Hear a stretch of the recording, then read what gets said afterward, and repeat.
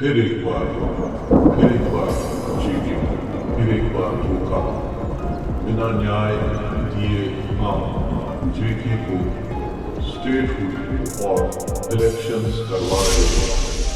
और जो 35 साल से सफरिंग्स चल रही हैं उन पे कोई विचार नहीं, उनकी और कोई ध्यान नहीं और उसके लिए कुछ नहीं सोचा जा रहा है। फिर एक बार हमारे कंसर्न्स, हमारी ये जो न्याय प्रक्रिया है उसकी अनदेखी, ये अन्याय कब तक? क्या वो फलेगा जो आप अचीव करोगे? नहीं फलेगा।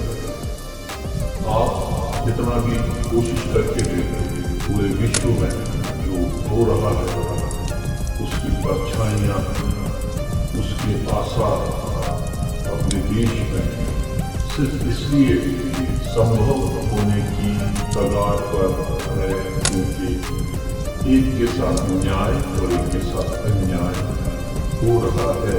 और इसी